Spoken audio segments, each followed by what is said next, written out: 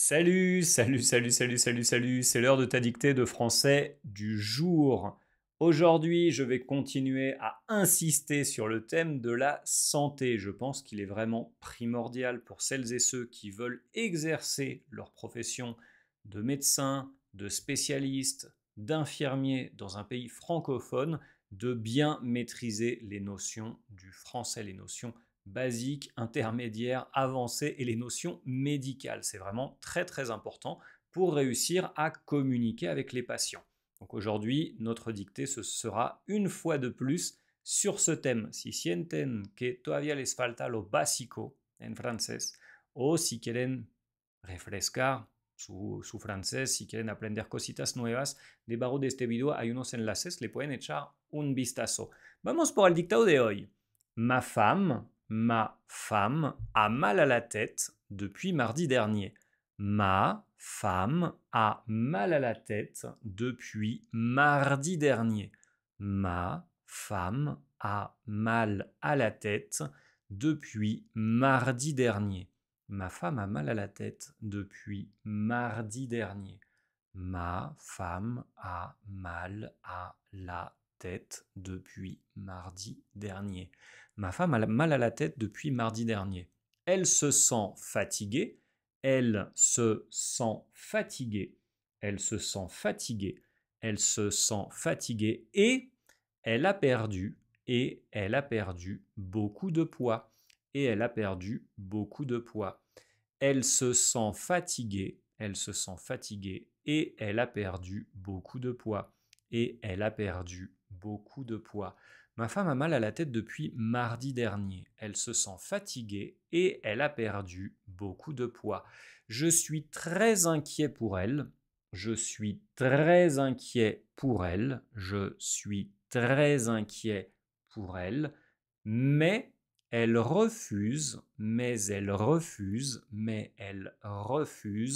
de consulter un médecin. De consulter un médecin. Je suis très inquiet pour elle, mais elle refuse de consulter un médecin. Je suis très inquiet pour elle, mais elle refuse de consulter un médecin. Elle déteste aller à l'hôpital. Elle déteste aller à l'hôpital. Elle déteste aller à l'hôpital.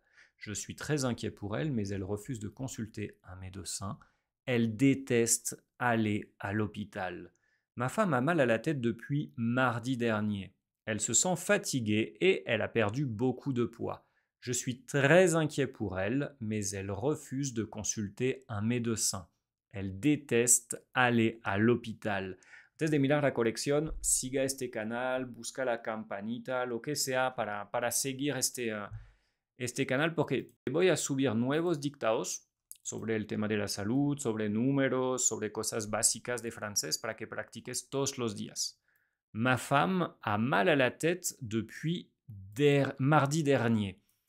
Mi esposa, mi mujer, tiene dolor de cabeza, le duele la cabeza depuis mardi dernier, desde el martes pasado.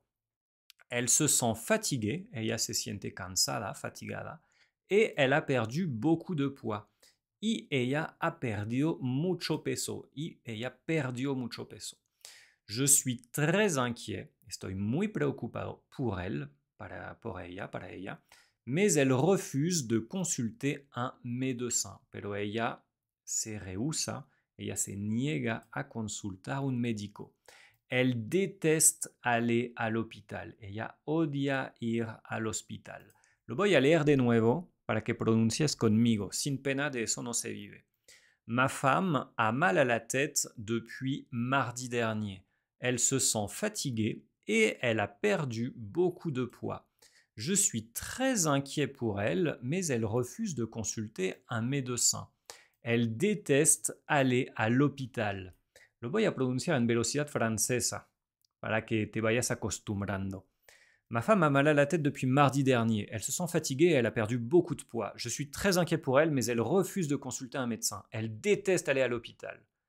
Todavía estoy en modo francés suave. Lo voy a pronunciar aún más rápido, como si yo estuviera como afectado, como si yo estuviera algo nervioso, porque Estoy acompañando a mi esposa en el hospital. Y así hablan los pacientes cuando tienen miedo.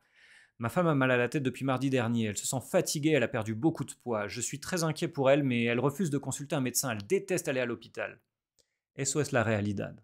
Así habla la gente cuando tiene miedo o cuando está en su país, o sea, donde nacieron, o sea, cuando están acostumbrados solamente a hablar con nativos.